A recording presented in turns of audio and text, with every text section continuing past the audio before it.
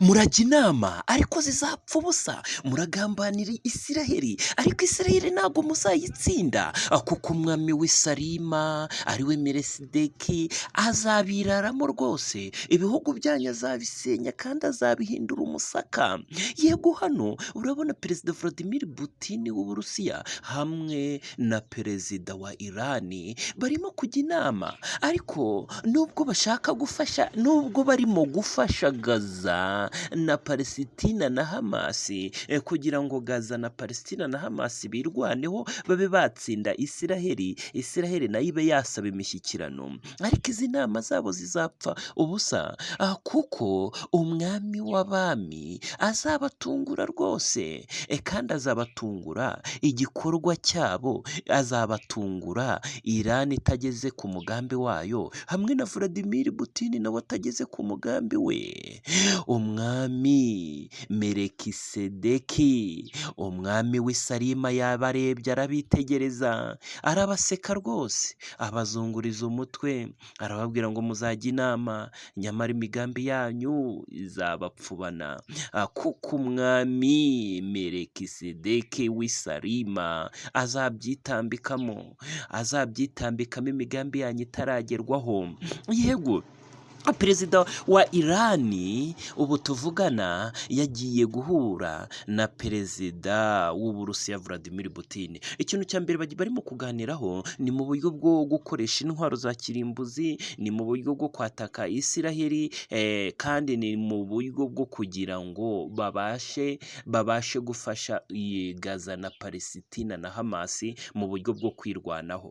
Yego, Isiraheli iri mu ntambara, ariko iyi ntambara nubwo Isiraheli irimo ariko izayitsinda, kuko nta ntambara Isiraheli ijyamo ngo itsinde. Murabizi no muri za 73 Isiraheli yagiye itsinda intambara, aho yari yatewe n'amahanga yose n'ibihugu byinshi, harimo za Egiputa, harimo ibihugu by'Abarabu, byose Isiraheli yarabitsinze muri za 73.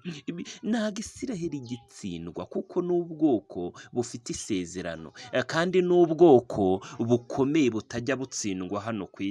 Murabizi yuko Isiraheli ariyo ifite ikoranabuhanga, ni abahanga cyane mu bijyanye n'ibyogajuru, ni abahanga cyane bijyanye n'ubutasi, ni abahanga cyane mu gukora intwaro, ni abahanga cyane mbese mu kugira za drone, mu kugira za radari, ni abahanga bateye ubwoba Abisiraheli. Abisiraheli rero mwabarwanya, mwakifatanya muri isi yose mukayitera, ntabwo Isiraheli muzayitsinda, ahubwo Isiraheli nibona yatatswe cyane izatabarwa n'umwami w'i Salima. Umwami w'i Salima ari we Melikisedeki niwe uzatabara, kuko ntabwo azemera, kuko umwami Melikisedeki ntabwo azemera yuko Isiraheli bayataka, nta nubwo azemera yuko Isiraheli igira gute, itsindwa. Azayitabara rero, azayitabara ayineshereze, ayitsindishirize, kuko umwami w'abami ntajya atsindwa mu ntambara. Yego, niko bimeze. Izi ntambara zose tubona ziri ku isi, Yesu Kristo niwe ugomba kuza akazihagarika, kandi izi ntambara zose zo ku isi zigomba guhagarara. Zihagaritswe nande? Na Yesu Kristo, mu gihe azaba aje kwima ingoma y'imyaka 1000.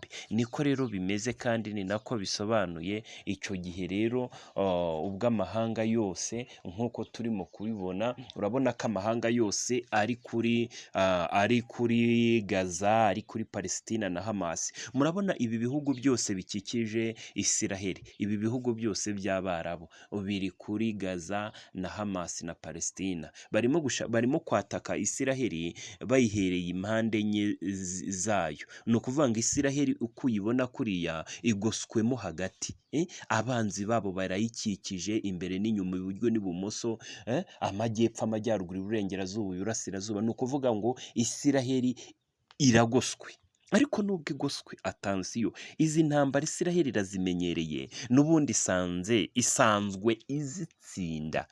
Ntabwo ari igitangaza gutsinda isi yose.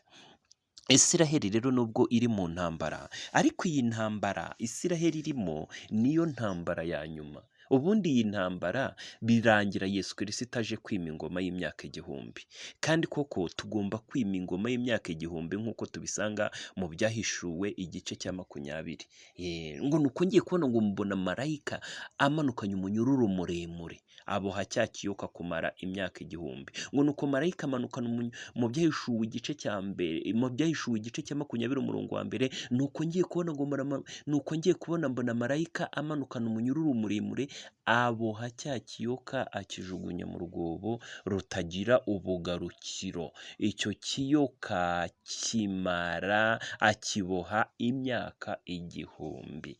Iyo myaka igihumbi rero nishira, icyo kiyoka kizongera kibohorwa, ariyo ya nzoka ya kera ari nayo Satani.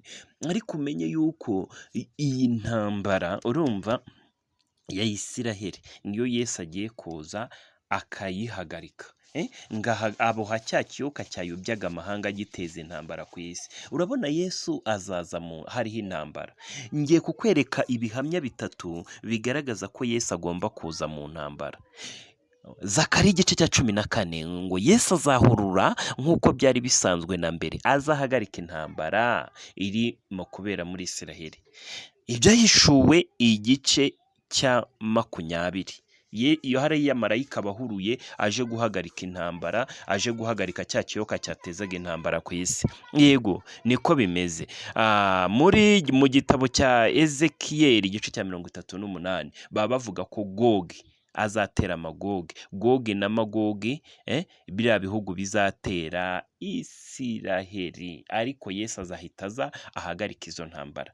Ni ibyanditswe byinshi cyane, no muri Zakariya 12 havuga ukuntu Isiraheli igomba guterwa, kandi yaratewe, ariyo Hamasi na Gaza na Palestina barayiteye, urumva. Ariko iyi ntambara ni Yesu ugomba kugira gute, ni Yesu ugomba kuyihagarika.